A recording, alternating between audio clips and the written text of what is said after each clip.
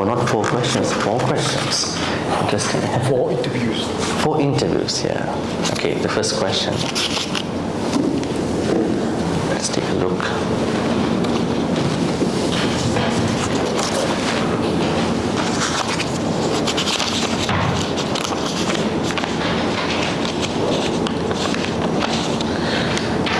When one has achieved upekkha, could we say that one has realized or truly sees the Four Noble Truths in all its fullness? Yeah, upekkha is the optimal stage to understand life. Yes, if metta can help someone to attain nibbana, that means all these 4 qualities, brahmaviharas, can give us the same clarity to attain nibbana, not even upekkha. I think in the Attakanagara Sutta I said early in the morning, there are 11 ways to attain nibbana, and one of them is metta, through meditating on loving kindness, metta, through meditating on karuna, compassion, through meditating on mudita and upekkha. So I think it's not only upekkha, even other brahmaviharas can help for this. So it's possible. Perhaps we can ask Brother Melvin to moderate this. Maybe you grab the other mic and then just to spice up this discussion. You grab other mic and then you can read the questions for me. You have some work then. Yes. At the same time, Sister Kanchana, can we get the other? Give me a second. I think you need this one too. She's gonna give you. Yeah. Are we all set?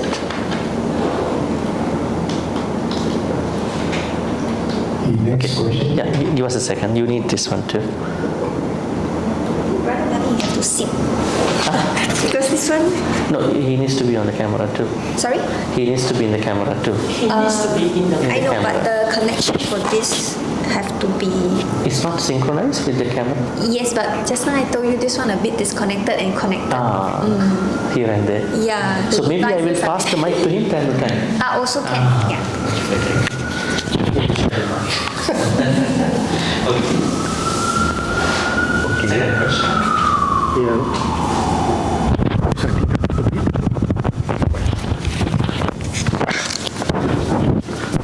Okay, the next question.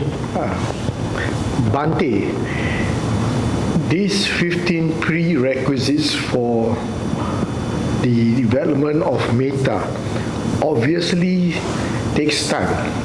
Until such time, can one practice successfully without having all the 15?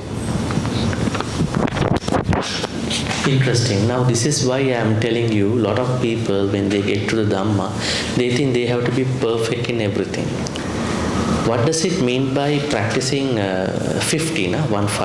Skillful habits mean that you need to cultivate them in a process.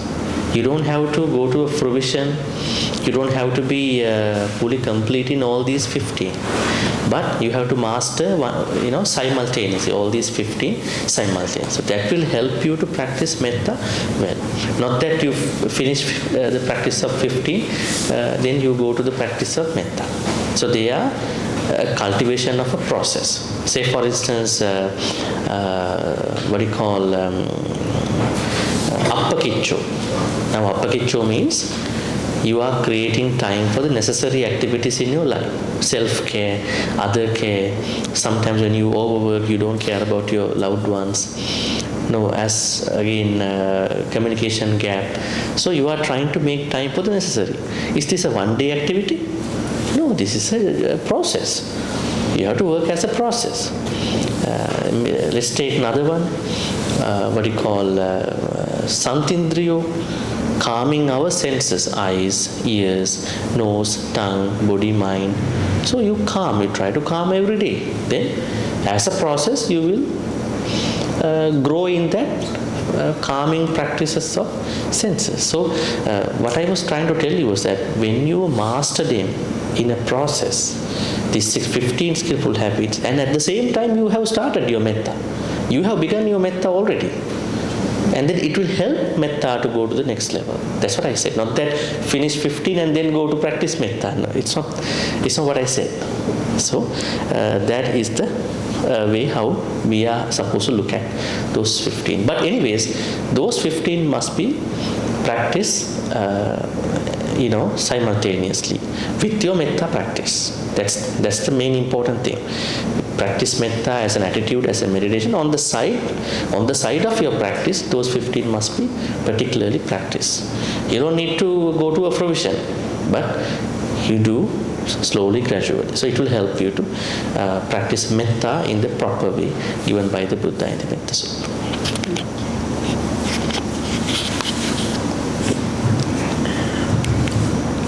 Okay, next question. How does radiating metta to spiritual beings, devas, departed ones, random wandering spirits, etc., help them? I understand how dana helps, for example, departed relatives, but how exactly does metta help?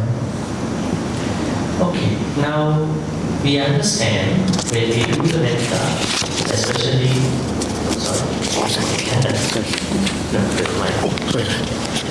Okay, so now when we do the metta, we include all these categories. Myself, my loved ones, then neutral ones, challenging ones, and then all living beings. So what is the category for the deva? Non-human beings. Now let's say somebody's mother passed away. Is mother a loved one? Yes. So how do we call mother? Is she a ghost? Who is she? Where is she now? We don't know. But we know in Buddhism, when somebody passed away, immediately that person is reborn. For you, it's a departed one or a loved one. But for that person, already reborn in a different realm. Maybe a human, maybe a deva, another human. So we look at it from our relationship, but actual reality is that the person already reborn in a different life. So as you said, us that through dana you are giving good karmas to departed ones. But in the metta practice, you are thinking, may my mother, wherever she is reborn, receive my metta. For me, she passed away, but for her, she is reborn somewhere, wherever you are. Because definitely she should be somewhere if she is not enlightened. Definitely. 99.9% people, they are reborn again. So you don't have to call them as dead people, dead people, dead people. These are dead people. They are reborn many times already. So they are living somewhere. For you, you are only respecting the dead body or ashes in a columbarium or a burial place. But they are reborn. That means, okay, my mother passed away. So then, I know she is reborn according to Buddhism. Wherever she is, may she be able to receive my metta. May she be well and happy. So that's the departed one part. The deva part, devas are always around. Sky deva, earth deva. We can include them in the all living beings category. May all the devas who are near, far to me receive my metta. May you be well and happy. May you protect us, me, Buddha Sasana, and my family. So you can do that. So it's working for them. Devas like metta. Devas hate people who are angry. Don't make devas hate. Devas getting angrier than you know. Some devas die because of anger. You haven't heard that humans don't die of anger normally, unless they have an angry thought. But devas die out of anger and out of jealousy. There are many occasions where I see in some suttas, because they can be angry worse than a human. Also, some devas die out of other problems. So don't make them angry, It's another bad karma, right? So you can give metta to them. So you can include them under the all living beings category, number 5. Yeah.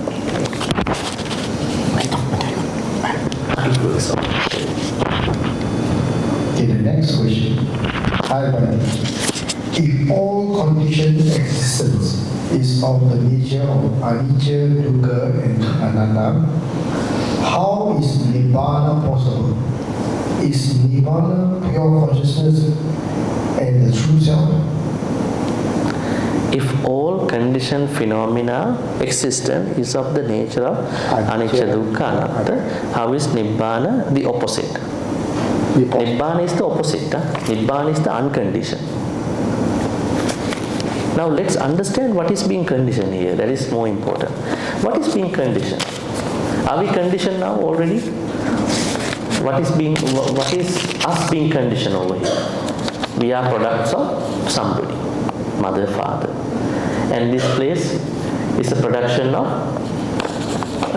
somebody's idea. I think this place is almost 100 years old, right? Maybe almost 67 years old place. So somebody's idea at that time. That person thought, maybe we want to make a temple like this. That was at that time. But now, as you understand, this place is not very spacious for the retreat. Right? Now the condition process has been going through certain challenges. But at that time, yes. But for that person's idea to condition this place, he or she was conditioned by somebody else, maybe a committee management, we want to buy a place, make a place. That is another idea. And being in this place, we are also conditioned. Now we are also making ideas, thoughts, sharing things, discussing, and we are also conditioned. So if there is a cause, say for instance, if there is something that is making up something else, that is called conditioned process. The very good example is dependent origination. Paticca samuppada. That is the clear indication of this conditioning process. But what is Nibbana? Nibbana is not made up of anything else. Nibbana is not the production of the Noble Eightfold Path. Nibbana is a process, and then when you overcome all the causes, then this Nibbana is rising without any condition that is leading you to become as such. So once you attain Nibbana, there are no more karmas are going to work for you. Even you are an Arahant, you offer flowers, you are doing a good thing, but karmaless actions. But now when you offer a vase of flower, you are making good karma. Right? But when you are an Arahant, when you are offering, when you are doing dana, no more karma. Even no good karma also. Sometimes good karma also a problem because we are again reborning somewhere. Some other gas. So we have to stop all these because then, but the thing is that we are not promoting that idea all the time because when you present Buddhism nowadays there's a challenge because introducing Buddhism with Nibbana is a big challenge. Better to introduce Buddhism as a very peaceful way of life so people can understand more about life. Especially Buddha talks about how to become a good lay person. I normally ask people, when you listen to a Dhamma talk, what suttas are going to be discussed in the Dhamma talk? Sometimes Dhamma speakers pick up very high-end monastic-based suttas. Then people at the end think we also have to be like that. No, Buddha has clearly separated out lay people sutta and monastic sutta. That's why we have to be very careful. I always encourage people to read suttas that were given for the lay people. Singaluvada Sutta, Pattakamma Sutta, Digajanu Sutta, Anana Sutta, Parabhava Sutta, Mangal. There are so many suttas for lay people to succeed in their lay life and then to practice Dhamma. Right? I would probably add a short story to this.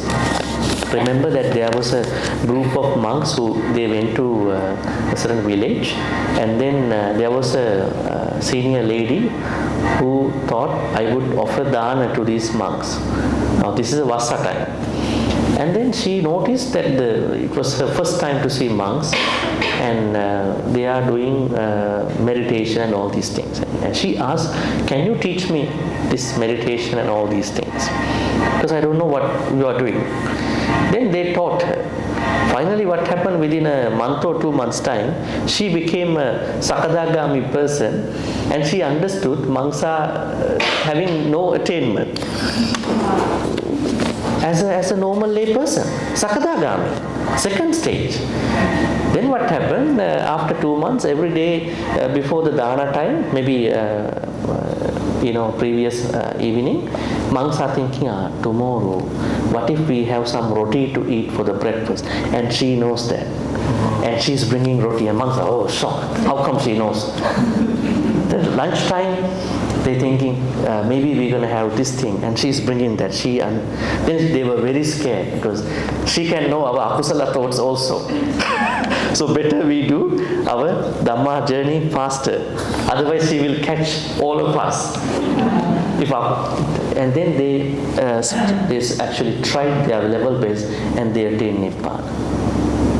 Right? So what does this mean? Even a lay person can become like this, even without becoming a monk or nun. In today's world, what is happening? If you want to become a Sotapanna, leave the house, go to a monastery, become a monk or a nun. We have lots of stories. You don't have to. And sometimes a lot of people, when they become monk, and they are not happy also. Why? That was not the world that they saw in the books, Dhamma books. Temple administration and Dhamma books are quite different, because cultural parts have come to the temple. Some people don't like it. Finally, they want to dispropagate. I remember the story.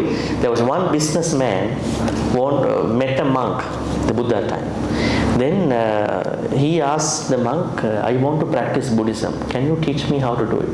Then the monk said to him, can you give some dana once in every month? He started giving dana now. He's a businessman. And then one day he again met him. He said, I want to intensify my practice. So the monk said, okay, you give more dana. So now you are going to increase dana dates. So once every week you are going to give dana. Then he again met the monk after a couple of weeks. He said, I want to do more for my practice. Then the monk said, okay, you give dana every day. Right? So he had to make something with the wife, and then went to the temple. Then he was not happy. Is dana only the Buddhism? He asked him, no, dana is only one activity. So many things to do. Right? A lot of devotees don't know. They think dana is only the Buddhism. So then you do some sila. Then what is the sila? You need to discipline yourself. Take some sikkhapadas, and he practiced them. And after 1 or 2 months, he again met the monk. Said, I want to do more, intensify. Then the monk said, I don't know what to tell you. You become a monk. Better. Then he became a monk. Then he got every monk gets 2 persons when they become monk. Teacher, acharya, and mentor, upajjhaya. Teacher, mentor. Teacher is the one he is closely associating, and upajjhaya is the one who you periodically meeting time to time, just to get advice. But what happened? The acharya, teacher of this monk was a Vinaya teacher. He's very much on to do's and don'ts. You can't do this, you have to do this, wake up, this, time slots. It became a very mechanical thing to him. Upajjhaya was an Abhidhamma teacher. He talks about lots of very hardcore Dhamma. We don't exist.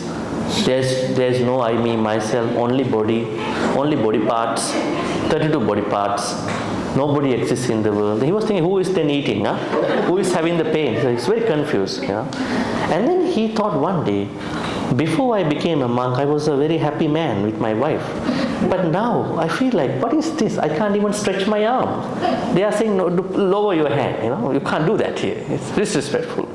So I better go back to my lay life. Then one day in the morning he was leaving. The Buddha saw this. Then other monks brought him to the Buddha. This is the very important part of this story. Then it's a Dhammapada story actually. Then Buddha asked, what's happening? He said, I was a very good lay person. I met this particular monk and he advised me to do this, and I kept doing, I intensified, finally I became a monk, and now I feel I have no freedom in my life. I wanted to have my freedom, but I feel now this is a different messed up life for me, than the lay life. So I don't feel this peace. Now I'm going back. So, and plus my teacher is a Vinaya teacher, and then my Upajjhaya is Abhidhamma. They confuse me all the time. So then the Buddha said, forget about Vinaya, forget about Abhidhamma. Can you do one thing? Oh, one thing, yes, he said. Can you take care of your thoughts? Take care of your thoughts. He said, okay, that's what I like. Then within a couple of weeks, he became an Arahant. What does this mean? Not everybody have to study all these things. Somebody who understands you should be met. The right condition is that. Some people think that they have to study all these things, but no. Somebody has to, a good teacher must be present in your life. So the right condition is arising and you are making that journey. So that's what I'm saying. Even this question, what you call conditioned, unconditioned phenomena, don't be worried about it, but just understand Nibbana has no cause to become. So once you become causeless, and then you are not creating any karma, that is the state of mind. And also keep in mind, before you attain Nibbana, you will go through a lot of Nibbana moments in your life. This is interesting. Let me write that for you. We call it Nibbutta.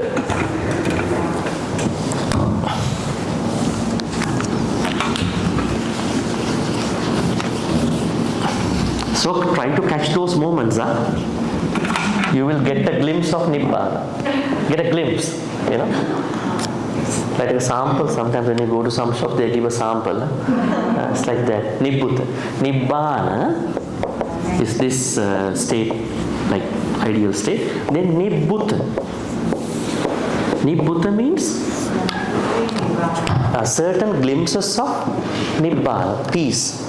Have you ever made this statement when you sometimes, after so much tiredness, you go to sleep, you feel like every bit of peace has come to you? Maybe happiness, maybe peace of mind, right? So it's not Nibbana, but it is the way to attain Nibbana one day, the state of mind. So definitely that's how we are looking at it. Yes. And the next question. I think it is not working, I think. Keep pressing. Hold press. Switch. I think you better come here.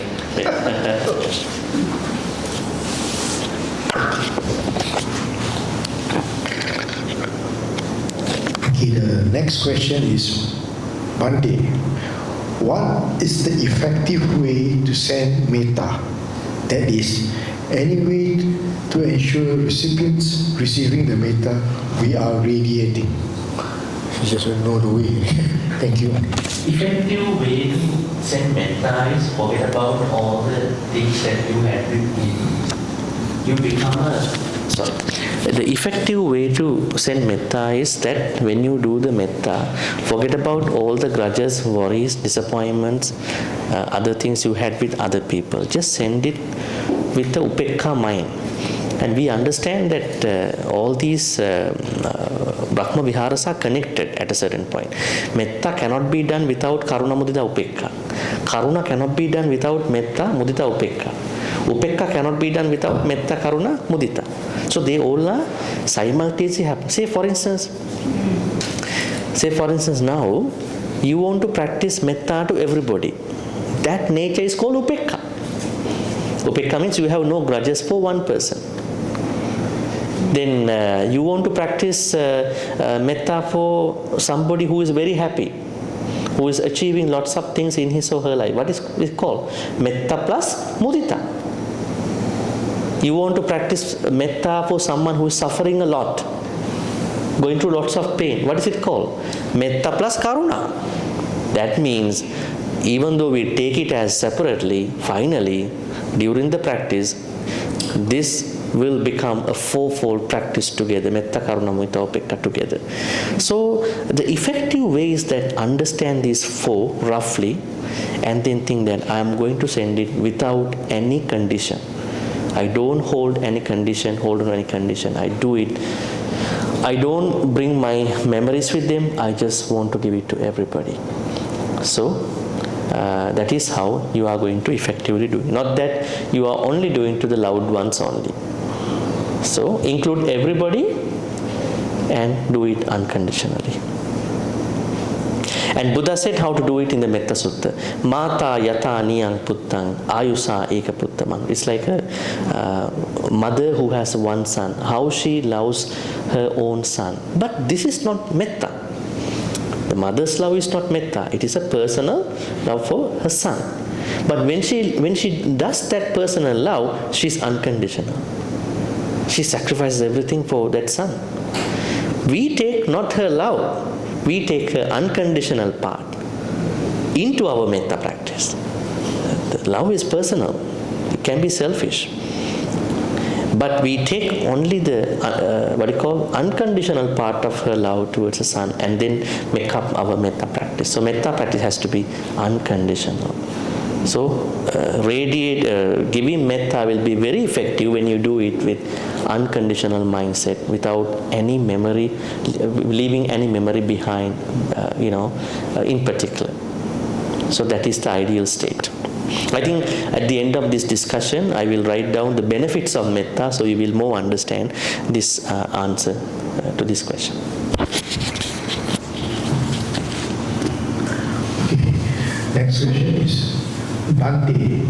I think I heard Bhante say to roll up my tongue to touch the upper part of my palate during meditation. May we know what is the purpose? Might I heard it wrongly? For your advice, please. Okay. I said in the preparation to the meditation, any meditation, I normally ask people to calm down. In that process, I ask the posture, said keeping your back upright, hands resting wherever they are comfortable. I can also add, you can keep your eyes closed or half closed or have a soft gaze. And then I said, tongue on the roof of your mouth. Why is it? This is not given in the suttas. Okay? This is something that helps many people to keep the focus. It's just to help focus. But if you cannot do that, it's okay. But this is in addition to keep the focus. It will help you to stay focused. That's why I suggested that thing. If you don't like, you have to skip that part, because if you already concentrated, you go to the next part. But that might help you for some people. The next question, I think, is quite similar to the earlier one. It goes like this. Hi Bhante, please explain how metta alone can lead to Nibbana. Do we need an understanding of other knowledge as well, like dependent origination, etc.? I think we have to go to the Atthakanagar Sutta for that. But let me summarize this for you. Now, Buddha identifies the samadhi, concentration that you are achieving through any of these Brahma Vihara as Cheto Vimutti. What is it called? Cheto Vimutti. It is called Cheto Vimutti. I'll write it here.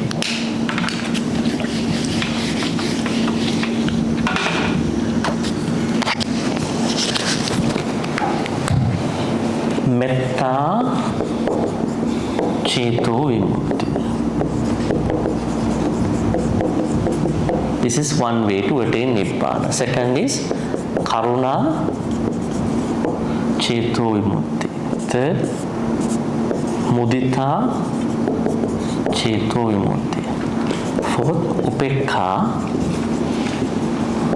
Cheto Vimutti. Okay, we only take this one.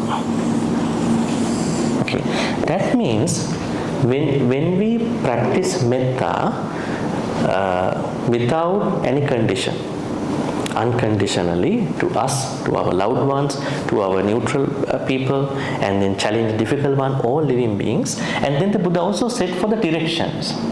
Suppose you are here, any people in the east, in the west, in the north, in the south, you are creating the whole universe a place of metta. That kind of a very pervading metta. Then what happens? You will be concentrated in this practice. Somewhere in this practice, you'll be concentrated. Then the Buddha talks something very interesting. Then you will attain metta cheto. Cheto means there are two types of vimutti in Buddhism. Cheto vimutti and panya vimutti. Liberation through the mind, liberation through the panya. That means now although we take an object for our meditation, finally it is also becoming a problem. Why is it? Now normally when people finish a meditation retreat or meditation session, when they go back home, what are they thinking normally? Today we practice metta. But what happened to their concentration? They are not talking about it. They think, I meditated. But not that there was a meditation happen. The person was highlighted. And actually when you practice any meditation properly, you will understand that it's a meditation, but not a meditator. There is an observation, but no observer. The I, me, my part will be gone at that point. So that's why anyways when we do a meditation, we start with certain object, anapanasati, metta, whatever meditation. But at a certain point, this object, whatever the object, also become a problem to us. Why is it? Then next time when you want to practice meditation, you are not concentrated. You have to always go back to the object. Metta, where is metta? Otherwise I cannot concentrate. Where is karuna? Otherwise I cannot concentrate. The Buddha said, let's say you are not meditating. You don't have the concentration. Yes, you start with an object like metta, karuna. But when you master meditation, you are not, after that mastering, not looking for the objects. Why? You are attaining cheto vimutti. So through metta, you are attaining cheto. Your mind is released. No more objects at that point. You don't need objects to meditate. You have gone beyond the objects. Until to get to that point, you need an object. And then you are successfully going through cheto vimutti, liberation from the objects through the mind. And then you understand wisdom also a problem. Why? Now it's not a problem. Now it's a desired thing that you all expect. I want to be wise. But you know, as time goes by, wisdom is a problem. Why? Every day I had to be wise. Right? From morning to evening I had to be wise because I'm juggling with my activities. I know I can be unwise anytime. Then you want to hit a permanent place, not a permanent, a place that you don't need to be wise again. You are wise all the time, by default, by nature. That is when you attain Nibbana. When you attain Nibbana, you are having Panya Vimutti also. That means there is no more necessary requirement for you to become wise because you are already wise. So the Buddha said there are two liberations in Buddhism. We call Vimutti, Cheto Vimutti Panya. Now, in that sutta that you are asking question, there is what you call 11 ways to attain Nibbana. So everybody is hitting Cheto Vimutti in the first place. When you attain Nibbana, in whatever the 11 ways, you are hitting the Cheto Vimutti part. You have to liberate from your mind first. Because this finding objects to meditate is a problem at a certain point. So now you are using metta. How to go to this level? Attain Nibbana. Now when you practice metta to 5 groups unconditionally, you are having a certain higher concentration with that metta. You think that everybody is friendly to you. They may have problems with me. They have different attitude, but I have no problem with them. I always treat everybody in the same way. When I go to sleep, I can sleep well. Not that I think that somebody did something wrong to me. I have to take revenge. Some people even take revenge from the unknown as well. Not even the known. Who do I know you? I don't know you, but I have to take revenge from you. What is that? Like those terrorists, they kill all these people. Right? Even the unknown. Right? Revenge is bad, but what if taking revenge from the unknown? So we have to go beyond these petty understanding. That means when you practice metta properly, no enemies, nobody like that. Everybody is same to you. That is the effective level. Now you are practicing to 5 groups and all that. Then at a certain point of your metta, you understand this is also a sankhara, conditioned phenomena. Because I always condition myself with other people. Okay, I know there's a person who doesn't like me, there's a person who likes me. So conditioning process happen with my metta practice. So by understanding metta, in this case karuna, or whatever you do, you understand this is sankata, condition. This is sankata. At the same time, this is a volitional activity, chetana based activity. Then you are going to look at the vipassana aspect of metta. Rising, staying, going away. That is how you attain Nibbana. Finally, you go down to the vipassana perspective. You are thinking, whatever the Cheto Vimutti I am arriving, in this case, metta or karuna, mudita, upekka, any channel, 5, 6, 7, 8, 9, 10, 11, when you hit this Cheto Vimutti, you are understanding all these Cheto Vimutti are what you call condition and volitional. And I want to see the vipassana nature of this conditioned volition. What is the vipassana nature? Arising, staying, and then passing away. When you concentrate on these aspects of the metta meditation, they are how someone attains Nibbana. Also karuna, mudita, upekka, first jhana, second, third, fourth, and even the immaterial jhanas.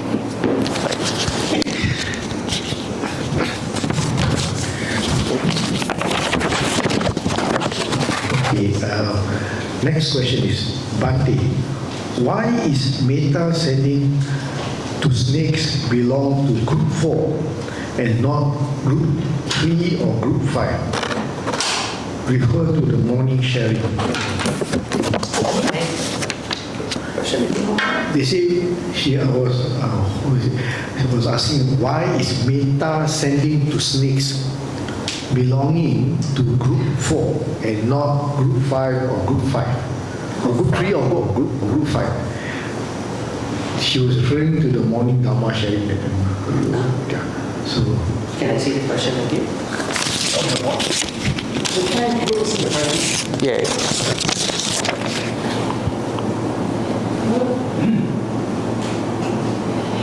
Okay. Interesting. Now you are thinking about the whether I put all the snakes into the 4th group. But there are non-venomous snakes who come to us. We just play with them, some rattlesnake, garter snakes, right? So they can't be challenging, difficult snakes to us. Like sometimes there are snakes, you pet them, right? I was talking about particular snakes who are sometimes violent by nature. Naturally they are violent, they are poisonous. So that could be a challenging one. Challenging, not necessarily difficult, but challenging.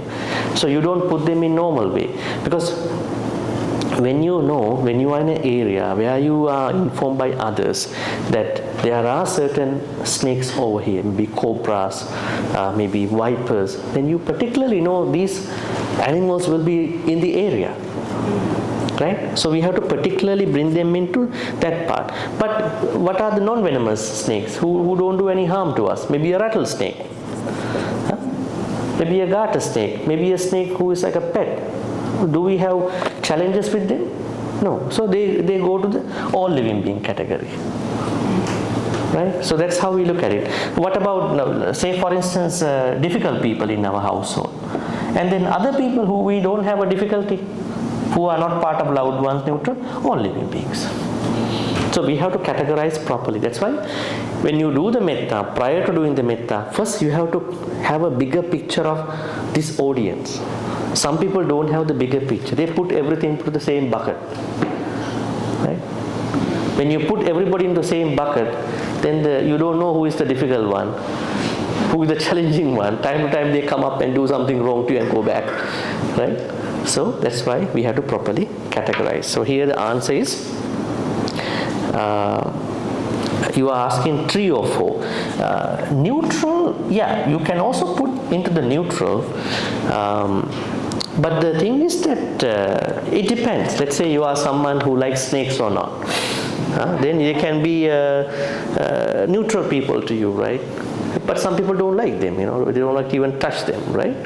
So there's a problem to put them into 3rd. But if you are, you would put it. And the 5th one, yes, definitely.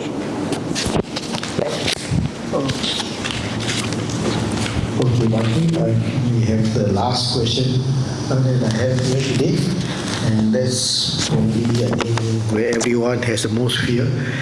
Everyone has to die. How do we overcome the fear of dying?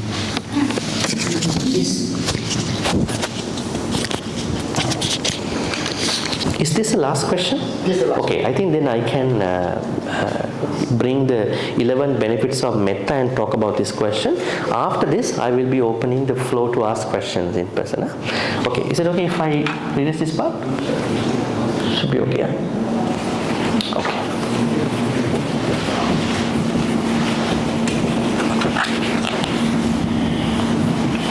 I'll leave the groups here.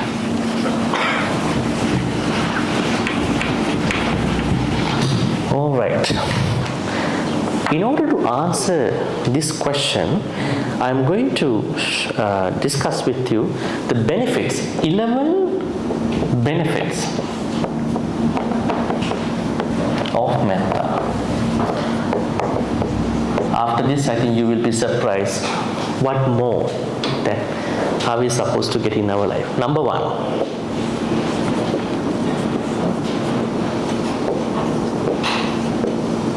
Number 7, maybe number 8, number 9, number 10, number 11. 10th benefit is peaceful death. What do you mean by that? That means dying mindfully. How to die mindfully? Eat all the bad things and go to sleep and die in the sleep. Is that a mindful sleep, mindful death? Some people say when people die in the bed, it's a mindful death. Okay, so the answer is this, but we are coming down to this part slowly. Yeah? Number 1, when you practice metta, you can sleep well. Is it a big issue in today's world? Sleep, it's a very big issue. A lot of sleep deprivations are happening due to many issues. Food problem, emotional problem, addiction to gadgets, addiction to programs, TV, drama, movie, right? And not managing the timing. A lot of things are hampering this sleep problem. But when you practice metta properly, then you can sleep well. Why is it? What is the connection to metta with regard to the sleep? When you have this unconditional metta, you have no worries about anybody. Actually, we worry about our loved ones. Mother worries about the son, daughter, and spouse. It's not that kind of one. It's about that you don't carry any bad memory with regard to anybody. Sleep well. Not even that. Wake up well. Do you normally wake up well, or you just wake up like you're coming out of a very different place? You can wake up well. Sukhang suprati, sukhang patipujjati. Then, no bad dreams. It's also interesting. How many of you dream every night? Maybe most of you. But is dreaming a good thing in the sleep? It's not a good thing, right? Every time you dream, that means you are awake. The following morning you don't feel good. But you may not know you dream, but the body knows you are dreaming. So body knows how bad you can go. Body paralyzes you every time you dream. Because of why? The body knows if you are going to implement everything what you are seeing, your reactions, then you may go out, even sleepwalk, and do a lot of harm to others. So body paralyzes you every time when you are dreaming. But anyways, when you are practicing metta, no bad dreams. Sukhang supati, sukhang patibujjati, napapakang supinappasa. Then humans like you. That's interesting. Humans like you. Wherever you go, people like you. When you have the metta, right? It's like, there are some people when they go to some places, everybody, even others don't know this person, but they like this person. Not even humans, non-humans like you. Non-humans like you. Even the ghosts like you. Sometimes you chant suttas, you don't know the meaning. Ghosts also don't understand what you are chanting. So you don't know, they don't know. So what is the effect? Right? So anyways, but non-humans mean Deva, Naga, and all other non-human beings. One day there was a Naga came to a monk, asked him to ordain him. So the monk didn't know this is a Naga. A Naga can impersonate, and then became a monk. One day, so he was given a twin sharing in the kuti with other monk. So other monk went for a walk. When he came back, he saw a very big snake covering the whole room, the body. He was very scared. The whole room is covered with the snake. Then he immediately went and told the head monk. They all came. Then there's nobody. The other monk is sleeping. Then they found out the other monk is not a manusa, not a human, he's a Naga. Then the Buddha said from that day onwards, when you ordain someone, you have to ask whether you are a Naga or not. Normally non-humans cannot lie. If you ask from a Deva, Naga, are you a Deva? They say yes. They don't lie. Are you a ghost? Say yes. Peta, yes. Are you a Naga? Yes. Humans lie. I'm not. So that's why. Non-humans don't lie. They don't lie. They cannot lie. By nature. By nature, they cannot pretend. They cannot carry two double characters like humans. Humans carry double, triple characters, Here one character, when they go somewhere, another character. Also there are good humans too. So, then the Buddha said, you have to ask, are you a yakka? A demon. Yakkas don't lie too. Yes, I'm a yakka. Okay, then please go away. That's how it works. And also Buddha asks, in addition to asking this question, you have to ask, are you a criminal? From the human. Because at that time, those who had done criminal activities came to a temple, asked monk to ordain. Some monks ordained. Most of the states in India at that time exempted or gave immunity, criminal immunity to anybody who became a monk. So then a lot of serial killers, they became monks. And then they couldn't, the law could not prosecute them. So the Buddha said, next time, asking monks, you have to do a criminal check before you ordain. So monks have to do that. Not even that. Sometimes people borrowed lots of money from lenders, and then when they are asking money to pay back, they became monks. So now monks have to do a credit check as well. Criminal check, credit check, and then a check of the state of life. Naga, Yakka, Deva. So, but anyways, regardless of all these things, non-humans like you. You don't see them, but they protect you. Wherever you go, they protect your life, they protect your loved one. That's why practice metta.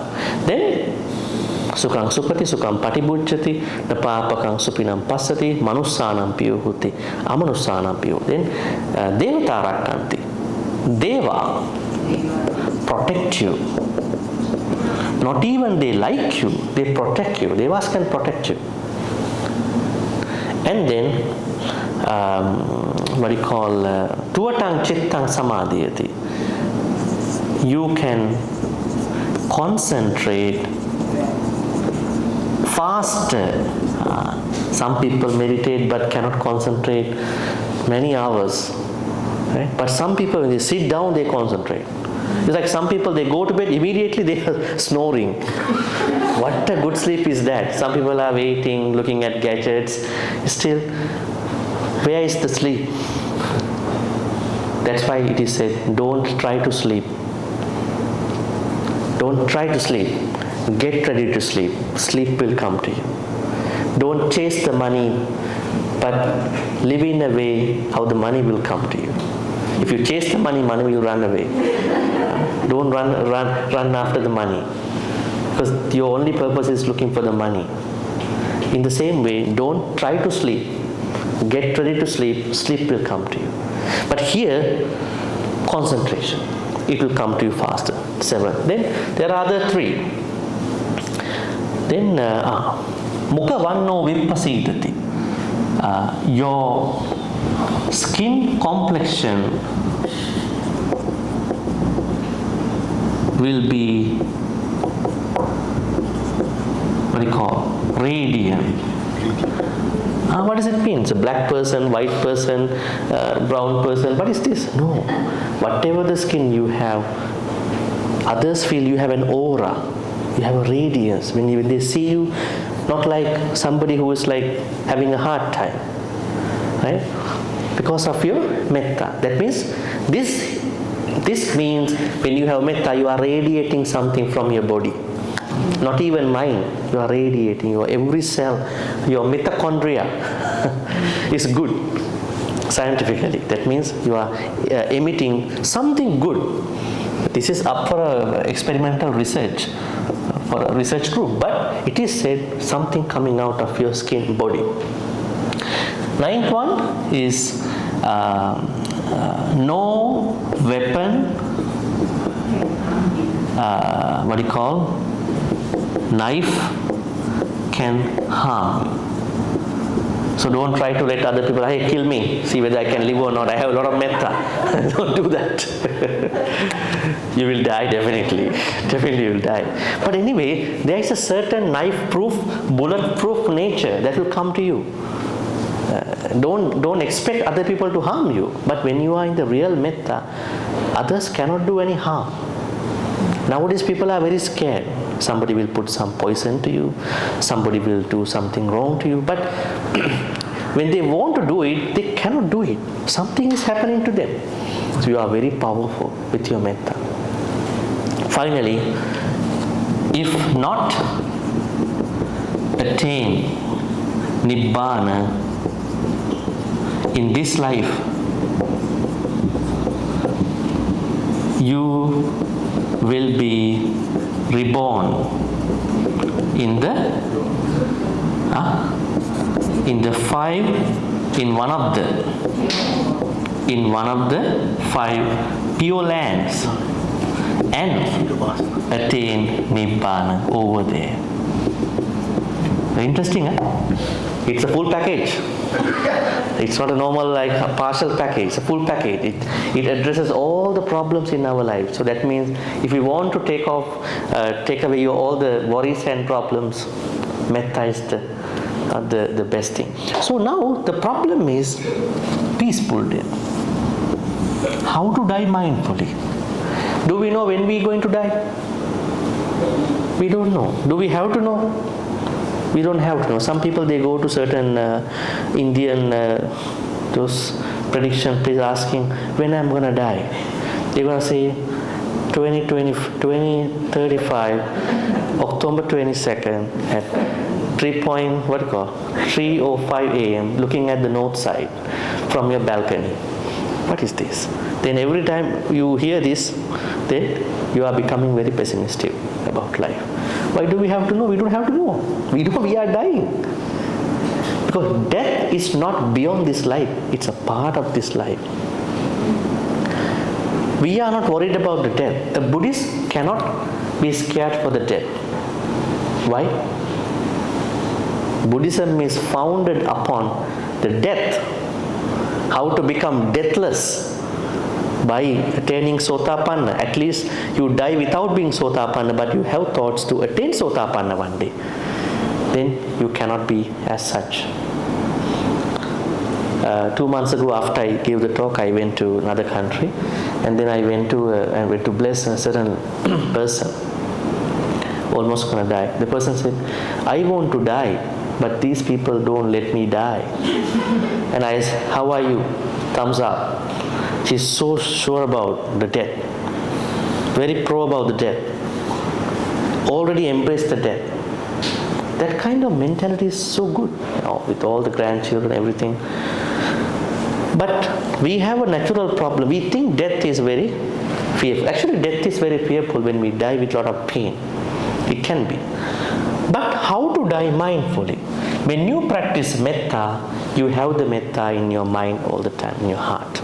Then you are not worried about your death. That is called mindful death. But if you are worried about your death and you suddenly die, you may be reborn in an uncomfortable place. So never worry. Because what to do with regard to death? Do all the good things before you get sick. Some people, they wait until I become rich, I cannot do things. Let me become rich and I will take care of you. When you get rich, everybody will be gone. Mother, father also gone, everybody gone. And then there was one man who came to one of the retreats, said, "For 7 years I was trying to quit my job, but finally I quitted my job to take care of my father after 7 years." Then in 2 months he passed away. Father passed. Now he is very worried. I could not take care of my father. So you should have quitted the job 7 years ago and then took care of your father and then do another job at the same time. Less heavy work. But now you are having worries till you die.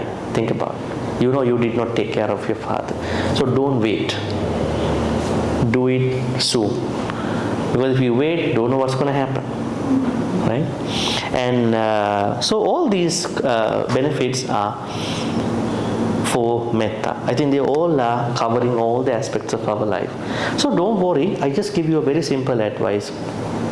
Try to do a metta meditation for 5 minutes every day, morning time. Don't need to hit 30 minutes, 1 hour. Sometimes when you do 1 hour, 30 minutes, the next day you become lazy. 1 hour, right? How to meditate for 1 hour? Do it 5 minutes. Because how many minutes you are spending for unnecessary movies, watching movies and videos and talking to other people. Look back, how much time you wasted on these people. Sometimes they left you, right? So spend a quality 5 minutes for metta every day, giving to all these 5 groups without any condition. Okay, I think there is another question, final question, I think, comes from the page. Okay, the final question is, I think, more of an experience. She asked, the first time I did metta meditation, I think of my mom. But I get emotional and feel like crying. Then I stop. Didn't practice metta meditation. So maybe she would ask how could she overcome this emotional and still practice metta. I think in that person's metta, what has been more prominent is the emotional connection to the mother. Not the things that he or she should have thought about. Now we know when the mother or father passed away, whoever passed away, that person is immediately reborn in Buddhism. So now my tears are not going to be important to my mother. You look at the Tirokudda Sutta. Let's take a look. You chant it. What does the Tirokudda Sutta says?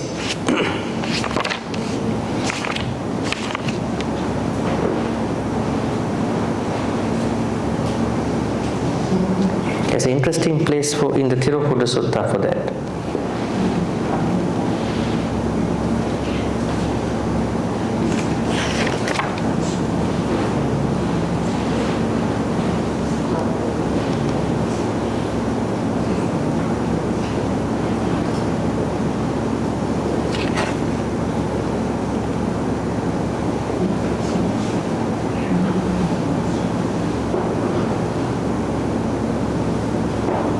Nahi runnang va soko va yachanya paridevana nata petena mattaya evan tittam. Okay, let's see the translation. The translation is,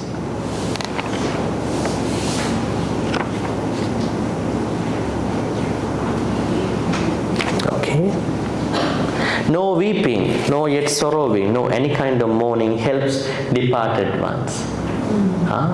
See, you are chanting every day, but you don't know.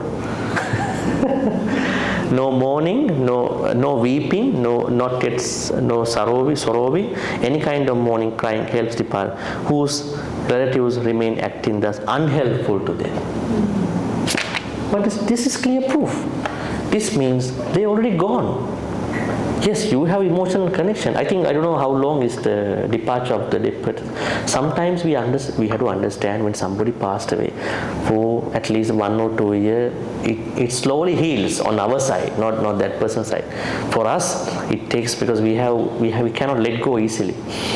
But if you really want to know Buddhism, the Buddha clearly said, your tears are not of importance to that person anymore. What they need is your good karma. Why are you not doing the right thing? Right thing is the good karma. Do more good karma. Then think about your mother, father. Then you have a clarity in your mind how this is going to work for other people. Make sense? Look at the Tiruputta Sutra. I will explain again. Nahi runnang. Runnang means tears. Soko means sadness.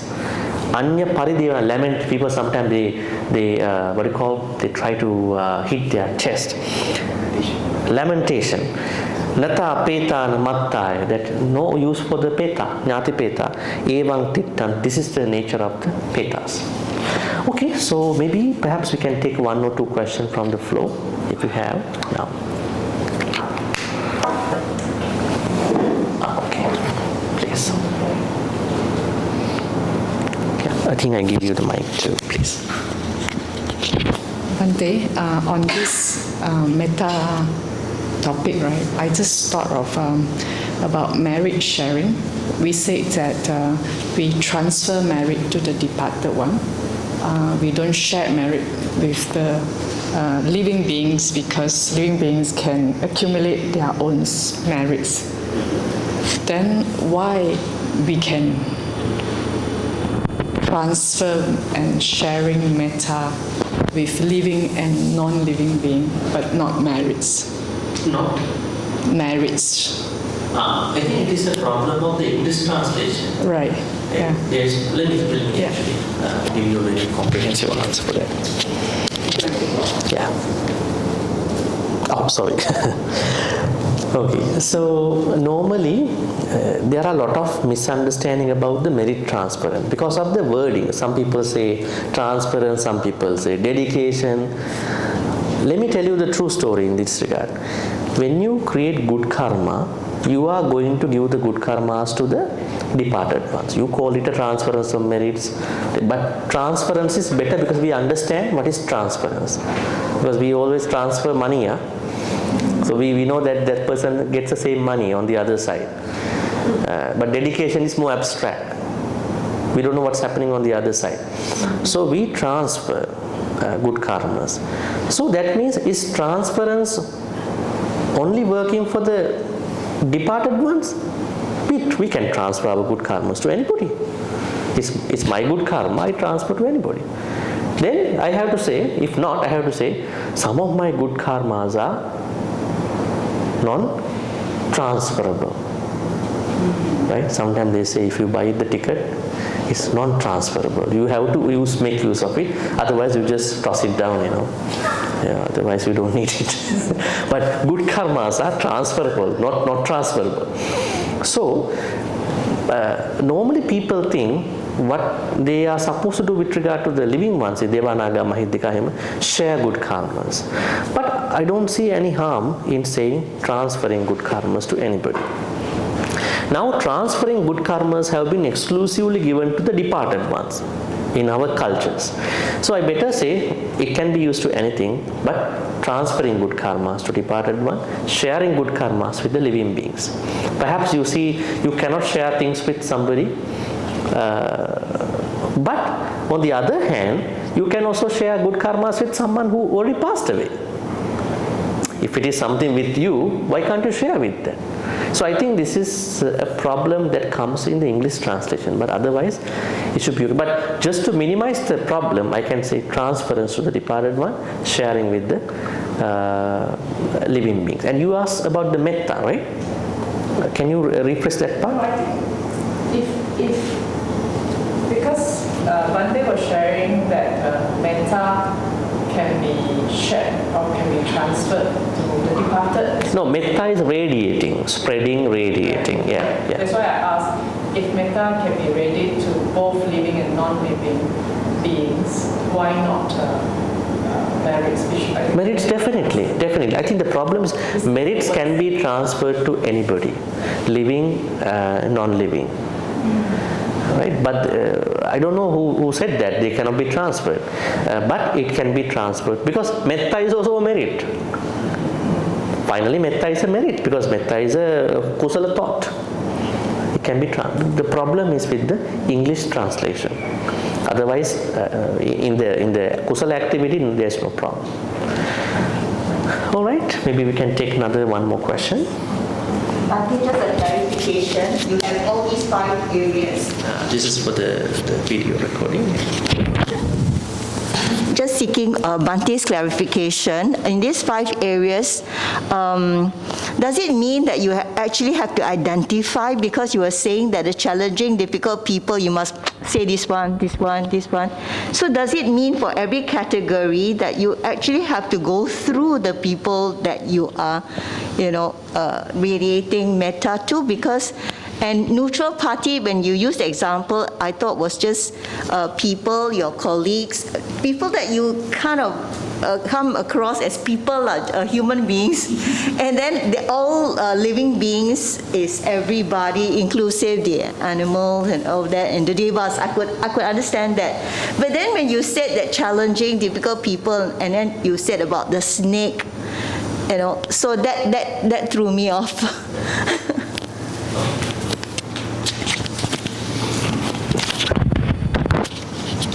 All right. We have to include them in particular. I mean, if they are challenging. Otherwise, those people will not feel our metta. Also, we are not healing also. Only when we put the challenging one into our metta, we also heal. So this is a two-way activity. On one side, they are getting healed in their own way. They can feel something good about you. On your side, you also have to heal, because why that person has been a challenging person? That means something has happened to you, shock with their practice, in their behavior. So you also have to heal, and you're giving them, and they also feel good. Now, going back to the snakes, I was not telling all the snakes. This is more about certain venomous, difficult, challenging snakes in your area. In some areas, they know there are certain more snakes living. So you have to put them into challenging ones. You have to always, maybe if you are a farmer, you have to bring a stick. You have to be careful. If you are going at night, you have to wear some boots. You have to use a light. These are difficult things for us. We just want to walk, right? So we were talking about those ones. But other snakes, where you don't find them, let's say you are not living in a place where there are pythons. So pythons are not challenging for you anymore. Then you don't put them into challenging category. You put them into all living beings, right? Maybe you have a pet python in the house. So then a neutral one then. You put him into neutral one. But you have to actually, although the challenging, you actually identify. Yes. Loved ones also you have to identify. Like these are my siblings. Yes, you do. Because you have to heal from the problems or good things happening with. It's a personal journey actually. This is a personal. The challenging one, but is your loved one. Also have to identify. You have to identify. Otherwise you will love the people outside the house, That's why a lot of people, they misbehave, scandal. They haven't understood who my loved ones are. But the shortcut way of the all living beings be well and happy is not good enough. We must do. That's. So us was just say all living beings. That's the conclusion. Yes, not enough. Okay. We can do it, but we will still get problems. this is the conclusion. It's not enough. Because we feel our ripple effect of my metta is I still get problems. Why? I have not categorized them properly. So my categorization and your one will be different. So everyone's categorization is different from other person. But we go on the journey. Okay, maybe one more question and we will...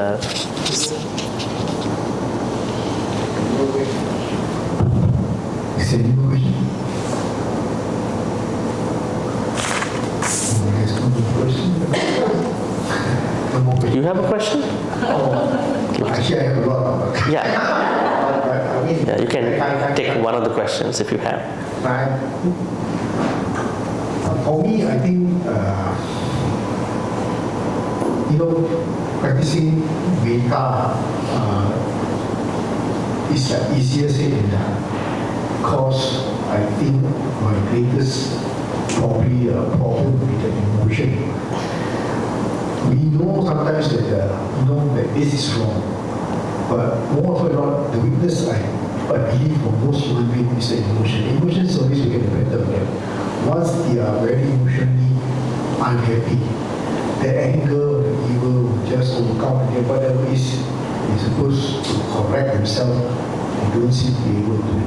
Maybe you can ask Bhante, how do we able to try to reduce it or try to control this emotion so that we can practice metta more effectively? Actually, rather than controlling, it's better to understand your metta practice, your solo metta practice first. So there are differently working people for you, differently behaving people in your life. So you understand these 5 groups and put the right people into the right category, and then doing metta as necessary for the people. You can go to all living beings right away, but you might not feel it, right? So we have to understand that part. Now say for instance there was one lady who had a pet python in another country, and then she noticed that the pet python was coming and then trying to stay straight in her bed a couple of days, and she thought that this pet python is having some medical problems. So she was like, since a couple of days the python is coming and try to stand quite straight from her body onto the other side, on the side of the bed. Then she brought the snake to the vet, and the vet told, this is not something good going to happen. He's trying to measure your height to swallow you in a couple of days. This is a rehearsal. Give this pet python to somebody, maybe to a sanctuary. No, at that point, this guy is not going to be neutral anymore. So this pet python is going to be a challenging python at that point. That means python has been not anymore domesticated, It's coming out of his natural instincts, right? If she did not bring the python to the vet, I think she would have been swallowed, definitely, at any point. So that's why we have to understand who are these people, what are they doing with us, right? That is very necessary. Okay, I think at this point we are going to do a short reflection. May all the good karmas we've been carrying in this Q&A about metta be supportive and helpful for all of us to attain the supreme bliss of Nibbana. Sadhu, sadhu, sadhu. Okay, so we are going to catch up our time for the mindful walking. Now we are taking a rest for probably 10 minutes now, 2:50 until 3:05. Then we do a walking meditation until 3:15. So we are going back to our program. And if you still want to meet me, you can complete that document. Otherwise, what is going to happen is 3:05 we're going to do the walking meditation like in the morning, and 3:15 to 3:45 again metta meditation here. After that 3:45 to 5:30 reflection time. I hope that if there are not many people, we can do a retreat comments. I would like to know what you learned today, in addition to what you know about metta. I think you knew a lot of things about metta differently today, new aspects, how to practice metta differently. Different means things that you haven't thought. You thought that metta is when you do may all living beings well, that's it. But still you are struggling with the problem. right? So I want to hear what you learn, and then by 5:30 we are starting the chanting, and 6 o'clock we are going to be finished. And after that we will have a group photo, and then we're going to be ending. So now let's take the rest. Probably you can go and have a coffee or tea, or you can go to washroom and get ready. Sadhu, sadhu, sadhu.